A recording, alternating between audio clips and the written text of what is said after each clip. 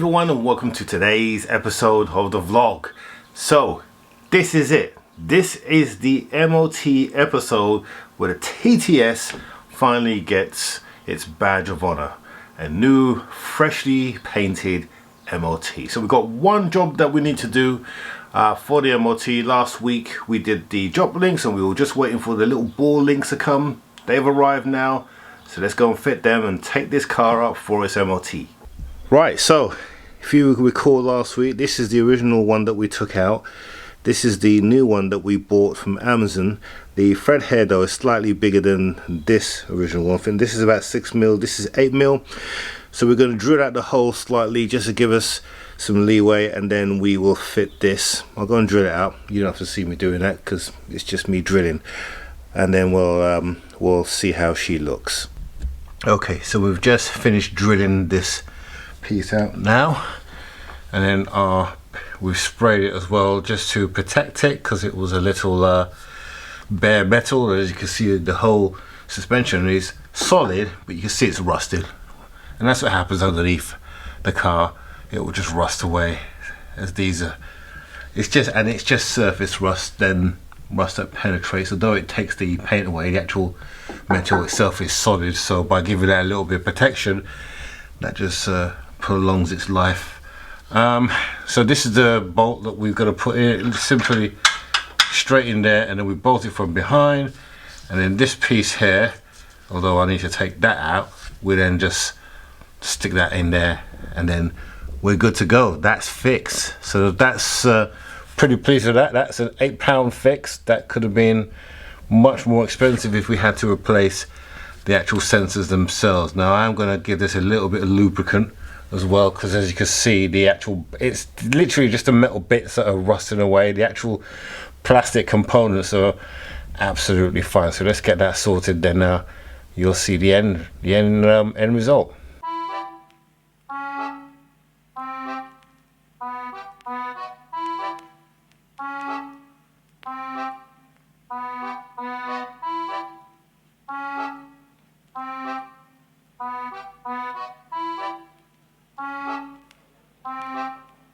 Enchanté.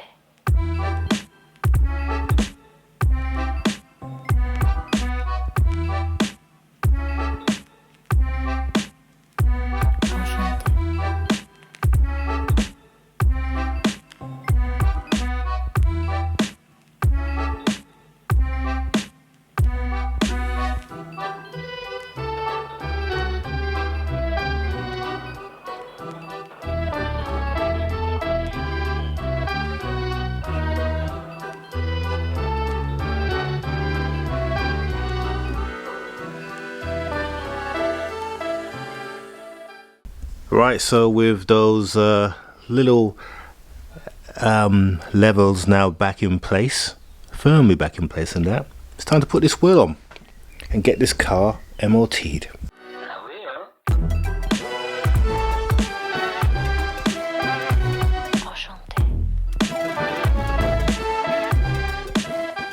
Right, off to get the MOT done. 2 hours later. So just on my way to go and get the car. It's about 15-minute walk from here, and I tell you what, today is a really beautiful day, and days like this I appreciate living down here. Of course, excuse the wind noise, I'm doing this on the phone, but yeah, especially when you can look out and you can see the Purbex from the road that you're walking on, the rolling hills of the Purbex. It's a really beautiful place. Anyway, 5-minute walk and we'll be there. Here we are at my favourite MOT place. Let's go and get the car and see what the results are. Alright, good news. The car has passed. See that pass mark there? That's great. I think now that we've passed, and I didn't doubt that it would, I think we should take this car for a little celebratory run down to the coast. What do you think? Yeah.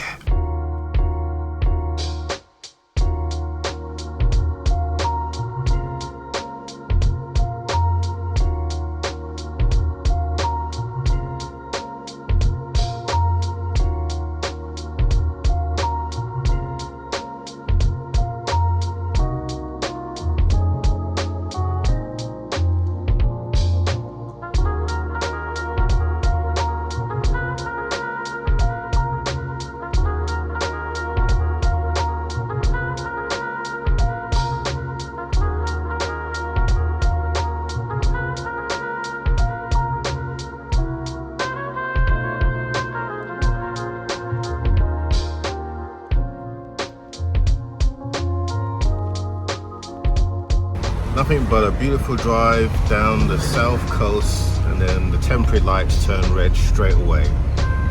Perfect.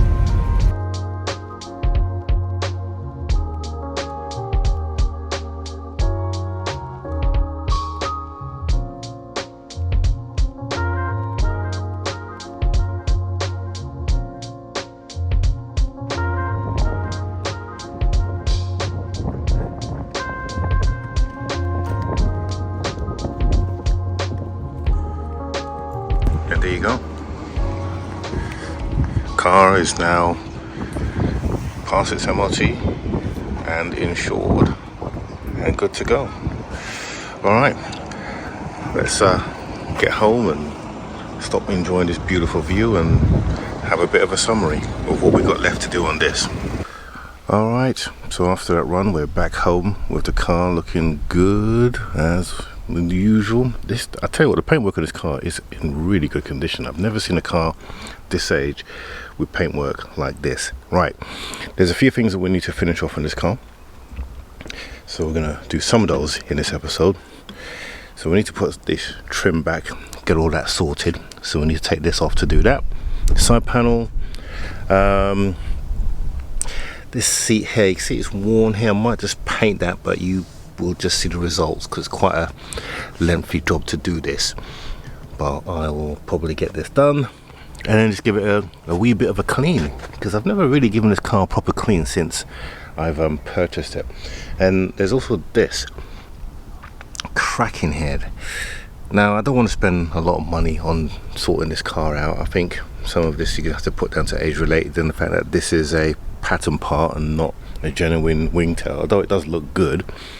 And it's the one thing that attracted me when I purchased this car, because I thought, hey, someone's, made the effort, but it's one of these cheap ones, so not to say it's loose or anything, it's pretty good, but of course you just got this cracking here that lets the side down slightly, but it is what it is, and it's a nice car, and I think it does set it off. But the thing that really sets this car off is that Remus exhaust, which sounds really nice as well. Alright, let's get this few things done, give it a bit of a clean up as well, and I think that will be it for today.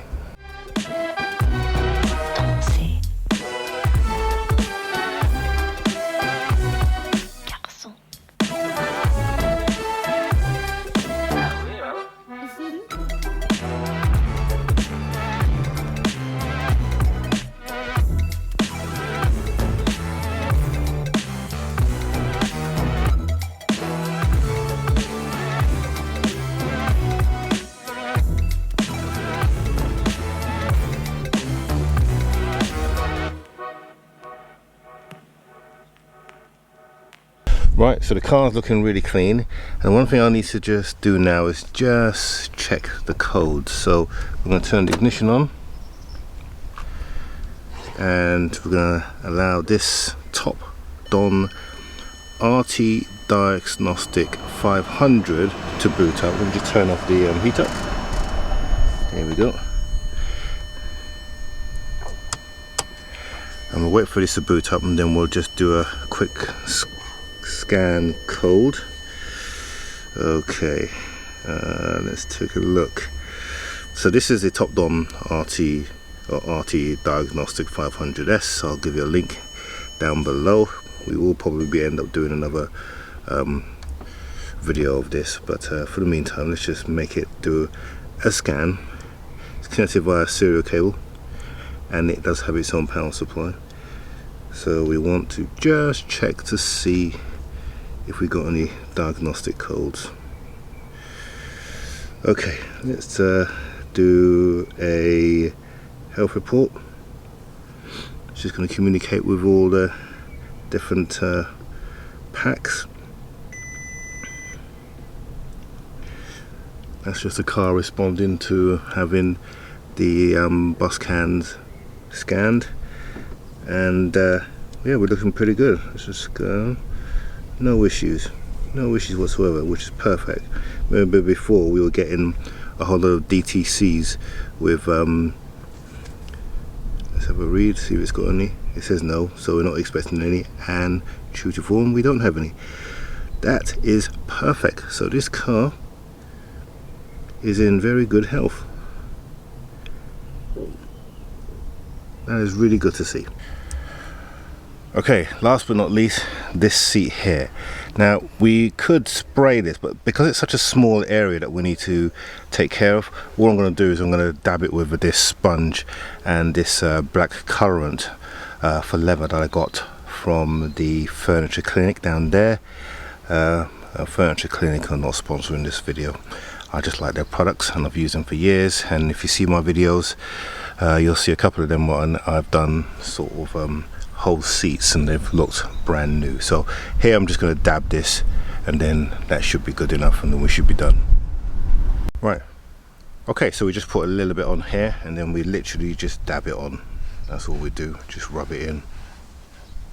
You can see instantly it soaks into the level. Now normally we strip it back a little bit, but we don't really need to do that, and already you can see the difference, can't you? Look at that. Look at that. You would never know. That's how good this kit is. That's why I love this kit so much. So there you go. So we'll let that dry. It doesn't take long to dry, and then we'll give it another wipe with that, and that's all we need to do. And then we'll put a lacquer coat on top of it, and that will just protect it and stop it, because obviously this soaks into the leather, but you then need to put lacquer, which is what all these car seats have. They have a lacquer on top, and that stops the paint, the dye, from rubbing onto you. Because believe it or not, you don't get black cow skins or brown cow skins, they're all dyed. So by doing this, we at least make the seat, or restore the seat back to its former glory. And I'll probably do a little bit down here. You can see down here it's cracking as well. I'll do that, you see it? So I'll do that off camera, and then I'll show you the end result in a second. Okay, so our seat is now looking absolutely perfect. It's looking brand new. You would never know that it had worn marks, etc. So the final stage in this now is to use the gloss finisher. So this is the lacquer that is on every single type of leather that you see, and that stops the paint or the dye from coming off into your clothes. So I'm going to coat it with this. This is gloss. Now normally when you buy a car, particularly Audis, they're normally matte. But of course all the oils from your clothing makes it look glossy in the end. So rather than make this matte and make it look stand out, we're going to do it in gloss, and then that will protect it and make it look natural and match the rest of the seat. Now again, normally we would spray this on, but because it's such a small amount, we're just going to coat it like that, and then do the same down the bottom, and then let it dry. And then that should look natural once it dries. Here we go. Make sure we thoroughly cover it, because we don't want any of this coming off on the clothes. And that should do it. Look at that. Good. Okay, so I'll do another couple of coats, and then I'll show you the end result. Okay, so here's the finished results, and yeah, it looks much better. I think what I might do, because at the moment you can see it is a little bit shiny, I'm going to put a little bit of matte on there just to dull it down a little bit, because it's a little bit shinier than I would like, but 100 times better than what it was. So very pleased with that. I think it looks great. Okay, so that is it. TTS now through its MOT. And yeah, it dries really nice, that car, and it's cleaned up really well from an interior point of view. Still got polishing outside, but we'll wait until we're just about ready to sell the car. So for me now, the next week I'm going to be driving that car around, just making sure that everything is okay, that there's no bangs or whatnot. I also need to recharge the AC, because you remember we had to get the gas captured so that we can take the radiator or the condenser off to get the engine out.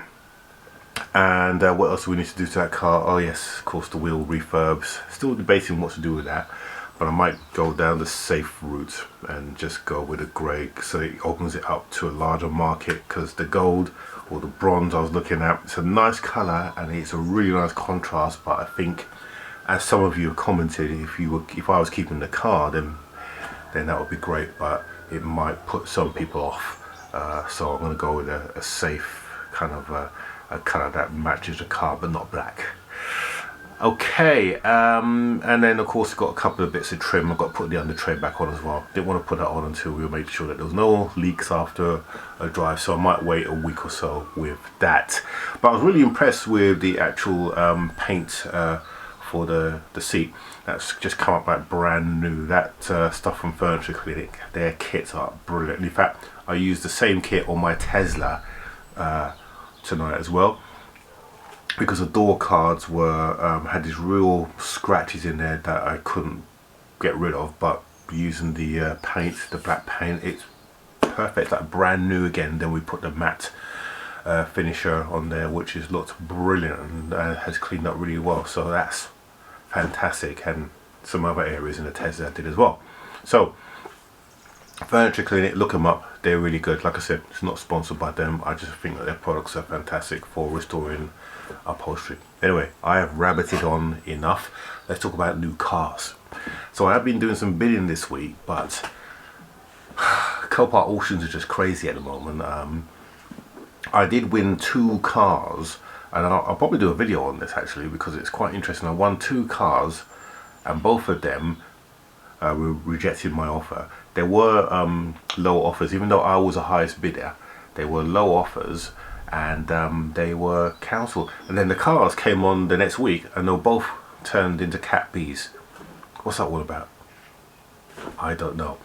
Well, I've done another auction today, and I've won that, but it's awaiting approval. And already they've given me an offer that was way higher, so I upped my offer a bit, still within my maximum, but it was basically the auction closed less than what I set as my maximum. I did the old proxy bid option because I wasn't going to be there for the auction, so it got to my just below my maximum, so I upped it slightly, still below my maximum, and I'm waiting for them to see whether they accept the offer or not. If they do, that will be really good, and potentially you'll find out next week what it is. So we'll wait and see. In the meantime, if you are a casual viewer, and so many of you are, click on the subscribe button, click on the bell notification so you're notified whenever we release a new video, and watch this space next week. Have a good week, and we'll see you in the next one.